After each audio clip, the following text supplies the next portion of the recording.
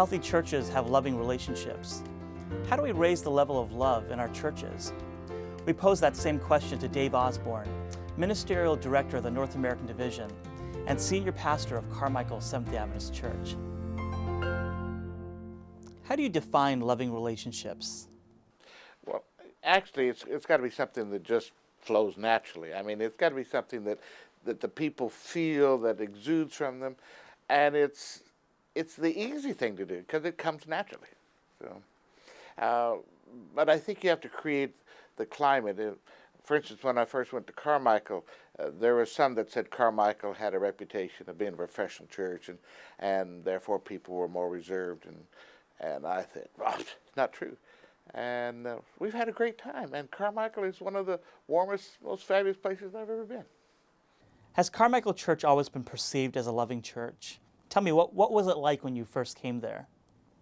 Well, when I first came, I was told that it was rather reserved, but I didn't know that. And so Judy and I arrived, and we just started hugging everybody in sight, and everybody in sight started hugging us back, and it was friendly from the moment we arrived. But it has been fun to see the people respond to that. To me, it's very simple to have a loving church. First of all, you love them. I heard a phrase one time that said, a pastor has to walk slowly through the lobby, and they will not respond to how much you know till they find out how much you care. But the other part is to constantly tell the people how wonderful they are, because that's the only kind of people we have in our churches. That's the only kind of people God has. So I think you constantly tell them how wonderful they are, how fabulous they are, what a great job they're doing, how much you appreciate them, how much you love them. And then, as I said, and I mean that, we just hug everybody in sight, and the people just respond to it. Do you have some suggestions for pastors as to how they can promote a culture of loving relationships in their own church? I guess everybody has to fit their personality. But for instance, I think it begins when the people arrive at church. Now, we have official greeters at the door, and everybody expects the greeters to do the greeting. But I think you need to have individuals who just spend their time circulating, say, for instance, in the lobby, making sure that each person is contacted. You find out who they are, what their name is, why they're there, a little bit about them, make them feel that you're genuinely interested in them. People are greeted, and I think there are a lot of lonely people out there who something as simple as a handshake or saying, hi, I don't know your name, but you're welcome, and my name. I don't know, I just try to be open with people and just welcome them, just do the same things that they do to me. We just try and be friendly when people come in and let them know and welcome them and try and bring them in and be part of our family, our church family. I know there'll be some who might think this is inappropriate, but for instance, at the Carmichael Church, as we begin our service, we begin the service with the pastors and people going down through the aisles and shaking hands and talking with each person as we're going down to the front. That's how we arrive at the front of the church, greeting the people.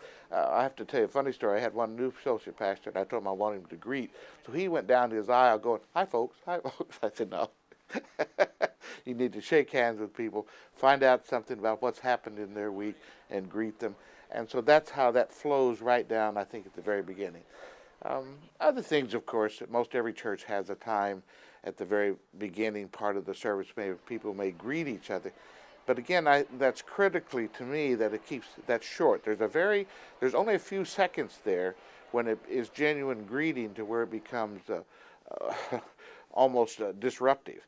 So the greeting is only 5 or 10 seconds, and then the hymn begins, so that the hymn we're ready to sing the hymn and standing to sing the hymn as the greeting then is concluding. So there's a lot of things that I think you can do to provide for that. Oh, I have pockets. In my pockets I have jelly bellies for the kids, and we do a lot of things like that. So.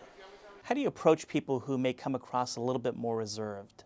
Well, I didn't know it at the time, but we had a judge that was visiting, and nobody has ever touched the judge. I mean, he's been a judge for 30 years. And so I just went up and I just grabbed him. He's a big guy, even bigger than I am, and he kind of repelled back for a second.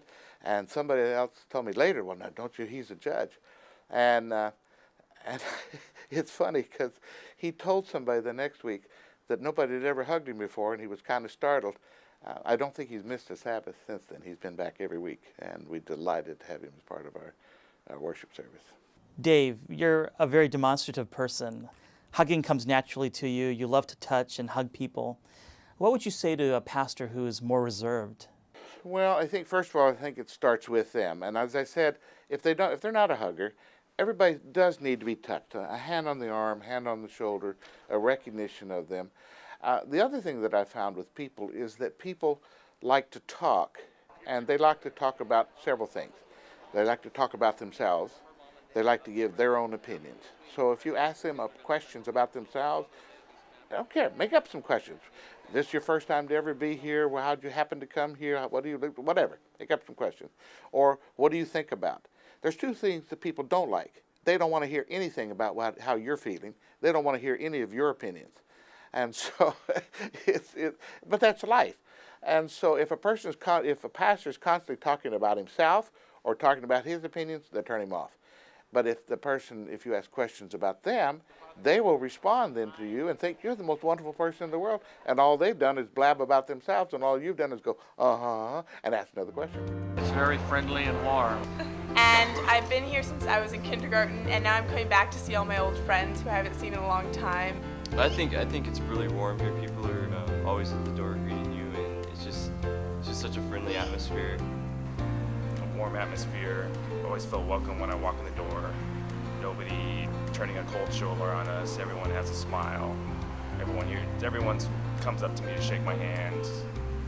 Be it a pastor, a family member, someone I don't know. They come up and introduce themselves to me. My family actually went away from the church, and I saw the church, and I started coming to it. And ever since then, they've just been greeting me with open arms. People I don't know, people I do know, people I barely know, hug me. Hi, how are you? We missed you. La la la. It's just the greatest environment. I love coming here. It feels great. I think the pastor is one thing that makes it that way. I would have to say the pastors actually come out and greet the people every time. I've been to some churches where they don't come by and talk to you, but they always come before they talk. They come greet you, they welcome you, come tell you, come sit down, come join the sermon, and you're always welcome. It's really good to come. It's like a home away from home.